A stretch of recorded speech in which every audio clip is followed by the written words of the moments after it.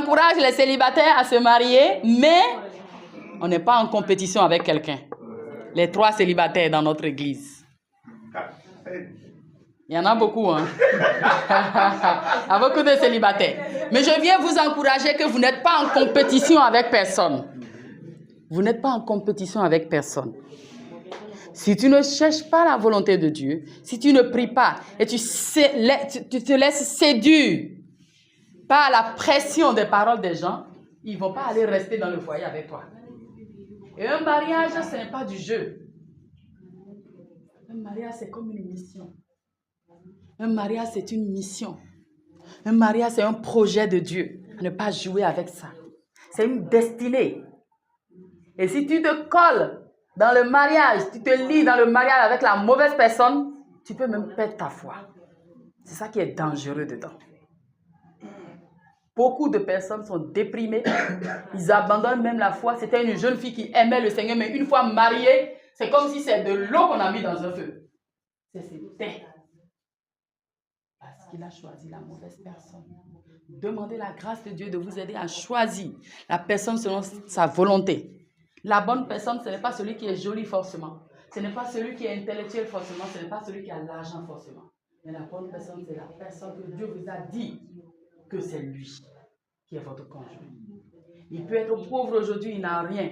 Mais dans quelques années, le Seigneur va l'élever. Choisissez avec la foi et non la vue et non ce que vous voyez.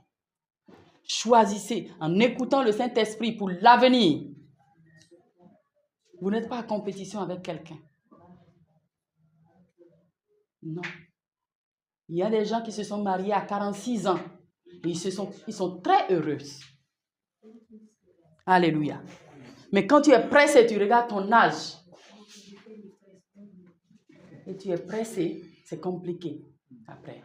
Beaucoup de divorces parce que les gens sont pressés. Ils se compétissent avec les autres. Mon frère s'est marié, ma soeur s'est mariée, il faut que moi aussi je me marie. En 2025, Dieu va bénir pour des mariages. Mais il faut prier. Il faut prier. Nous, on va venir ici, on va bénir le mariage, on va manger le tchèp, on va danser, on va sauter. Mais si toi, tu n'es pas sûr que c'est la volonté de Dieu, on serait ensemble pour le mariage. Mais quand ça va chauffer là-bas à la maison, on ne serait pas là-bas. On ne serait pas là-bas. C'est la volonté de Dieu, le mariage, mais ce n'est pas facile. Mais si ce n'est pas la volonté de Dieu, ça devient pire. Alléluia. Le mariage, ce n'est pas de l'amusement. Ce n'est pas les robes blanches, les jolies fleurs, les décorations que nous voyons sur les réseaux sociaux. Ce n'est pas ça. C'est un défi. C'est une mission.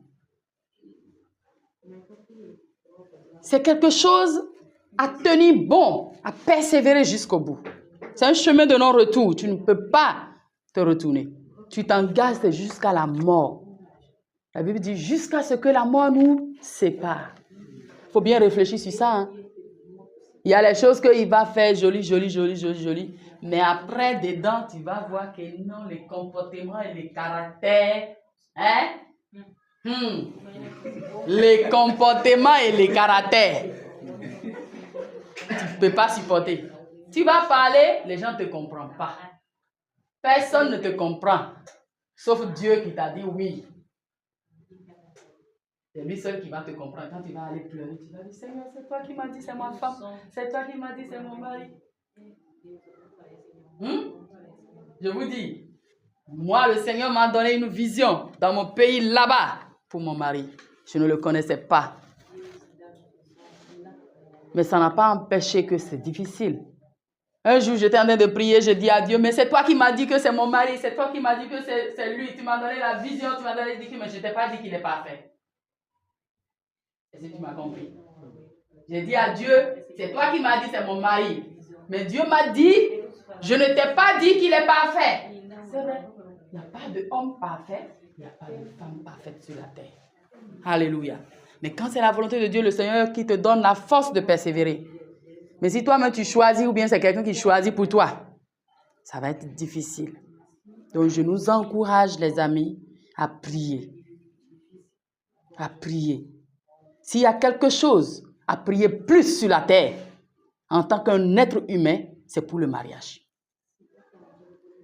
Parce qu'à cause du mariage, tu ne peux pas être à l'aise dans ton travail. Tu as des problèmes à la maison, est-ce que tu peux être à l'aise au travail le lendemain? Non. Il y a des gens qui sont morts à cause du mariage. Il y a des femmes que le monsieur a tellement frappé qu'elle a fini par mourir. Vous n'avez jamais entendu ça?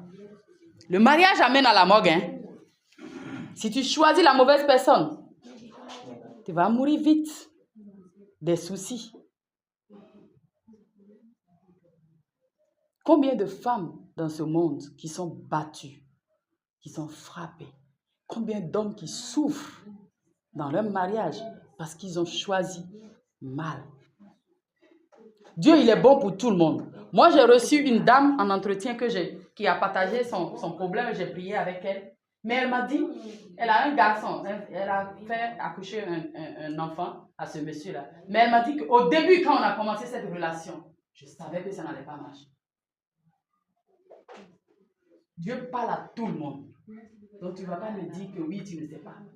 Quand vous commencez, il y aura des signes, il y aura des comportements, des choses qui vont montrer que ça ne peut pas marcher. Mais le problème des jeunes, on fait comme ça, on ferme les yeux. Tout. Qu'est-ce que les gens vont dire? Si on ne se sait pas, qu'est-ce que les gens vont dire? Les gens n'ont qu'à parler pour un temps. Que tu gardes ta vie, ta foi, pour toujours, que d'avoir la peur de ce que les gens vont dire. Tu entres dans un mariage qui va te coûter ta propre vie. Qui va te coûter ta foi. Qui va te coûter ton ministère. Qui va te coûter beaucoup de choses.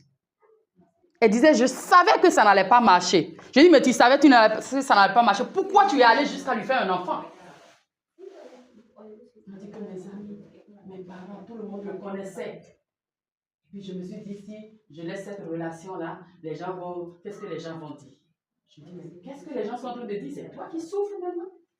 Tu savais que ça n'allait pas marcher. Dans son cœur, elle aimait le monsieur, mais quand les comportements, les choses ont commencé, elle sentait dans son cœur que ça ne va pas marcher. Dans son esprit que ça ne va pas marcher. Dieu ne va pas parler à ton papa pour ton mariage. Dieu ne parlera pas forcément à ta maman pour ton mariage. Mais c'est une responsabilité de toi-même. Si tu sens que ça ne peut pas aller loin, prends ton courage à deux mains et dis, aidez-moi.